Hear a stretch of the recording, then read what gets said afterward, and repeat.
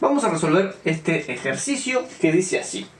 Sea V y W vectores de R2, decidir si la función que nos dan aquí define un producto interno, ¿sí? Básicamente será tomar esta función y ver si cumple con aquella definición que habíamos dado de producto interno. Así que lo primero será observar que efectivamente nos tome dos elementos, ¿sí?, de nuestro espacio vectorial, que en este caso es R2, y nos devuelva un escalar, ¿sí? Aquí vemos que nos toma dos vectores y que nos devuelve un escalar, ¿sí? Aquí tenemos producto y resta de escalares, eso nos va a dar un escalar. Bien, así que ahora empecemos a verificar las propiedades, ¿sí?, aquellas 7 propiedades que habíamos visto del producto interno. Empecemos con la primera. La primera nos decía que producto interno de un vector consigo mismo siempre debía darnos mayor o igual a 0. Y acá voy a aprovechar a hacer una aclaración, ¿sí?, con respecto a un error que se suele cometer, y es creer que el producto interno siempre, ¿sí?, en general, cuando hacemos producto interno entre dos vectores cualquiera, nos tiene que dar algo mayor o igual que 0, ¿sí? Y eso no es así. El producto interno, en general, entre dos vectores, sí nos puede dar algo negativo. No nos puede dar negativo solo en el caso cuando hacemos producto interno de un vector consigo mismo, ¿sí? Cuando hacemos producto interno entre dos vectores diferentes, nos puede dar algo negativo perfectamente. Bien, quería aclarar eso, no tiene que ver con la resolución de este ejercicio, pero quería aclararlo porque veo que se comete mucho ese error. Bueno, seguimos. Vamos a ver entonces si se cumple esto. Vamos a aplicar entonces esta función, ¿sí?, a un vector consigo mismo. ¿Qué nos queda? Tenemos 8, que multiplica a la primer componente del primer vector, del vector que está en la primera posición, ¿sí?, que sería V1, que multiplica también a la primer componente del segundo vector. Aquí el segundo vector también es V, así que también tenemos V1. Luego tenemos menos 3, que multiplica a la segunda componente del primer vector, ¿sí? Aquí el primer vector es V, así que tenemos V sub 2.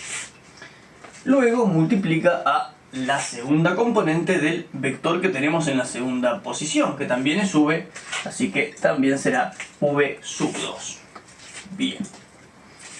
¿Qué nos queda? Tenemos 8, que multiplica a V sub 1 por V sub 1, será V sub 1 al cuadrado, menos 3, que multiplica a V sub 2 por V sub 2, será V sub 2 al cuadrado.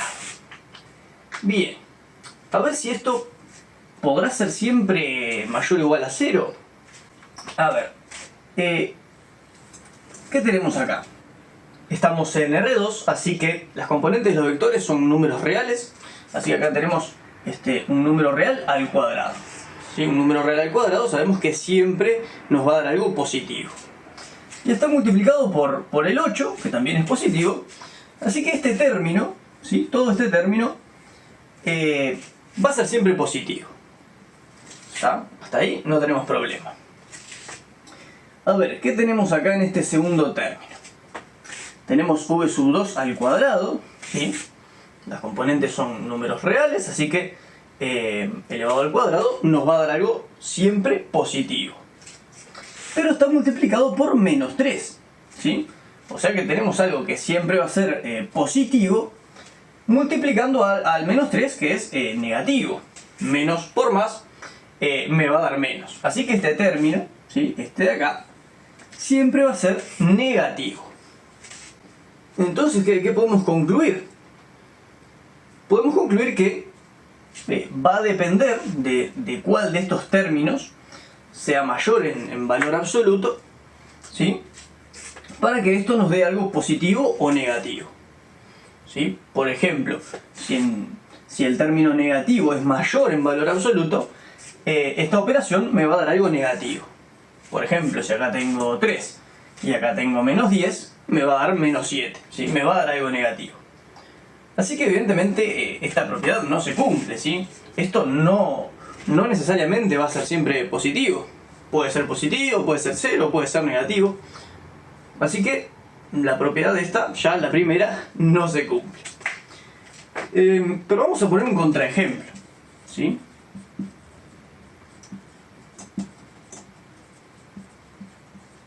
Para demostrar que la propiedad efectivamente no se cumple. Vamos a elegir un vector, ¿sí? Que ilustre precisamente lo que les estaba comentando, ¿sí? Vamos a elegir un vector de forma que el término negativo sea mayor en valor absoluto. O sea que quiero que, quiero que este término, ¿sí? El término positivo, sea más chico en valor absoluto que este. Voy a poner un 0 en la primer componente, ¿sí? Lo hago bien fácil.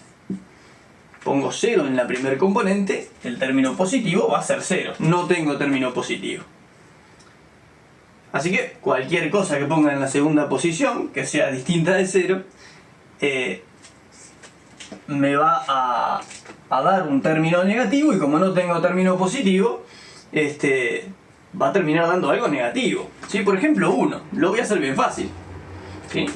Puse 0 aquí en la primera componente para que el término positivo sea 0, y puse un 1 en la segunda componente para que aquí me quede algo negativo, ¿sí? Para que el término negativo no se me anule. Bien, vamos a hacer entonces producto interno, ¿sí? De este vector que nos definimos acá consigo mismo. ¿Qué nos queda? Tenemos 8 que multiplica a la primer componente del vector que tenemos en la primera posición, ¿sí? La primer componente del vector v es 0, que multiplica a la primer componente del vector que tenemos en la segunda posición, que también es v. ¿Cuál es la primer componente? 0. Bien. Luego tenemos menos 3, que multiplica a la segunda componente del vector que está en la primera posición. ¿Cuál es la segunda componente? 1. Que multiplica a la segunda componente del vector que tenemos en la segunda posición, que también es v. ¿Cuál es la segunda componente? 1. Bien, ¿qué nos queda acá? 8 por 0, esto es 0. Menos 3 por 1, que ¿cuánto nos da? Menos 3. 0 menos 3 nos da menos 3. Menos 3, ¿sí? O sea, como queríamos, nos dio algo menor que 0, ¿sí? Nos dio algo negativo.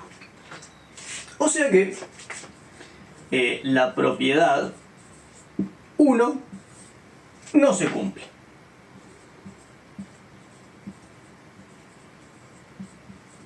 ¿Sí? Por lo tanto, la función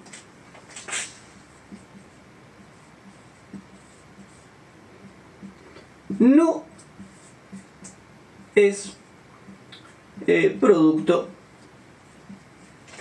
interno. Y con esto terminamos el ejercicio.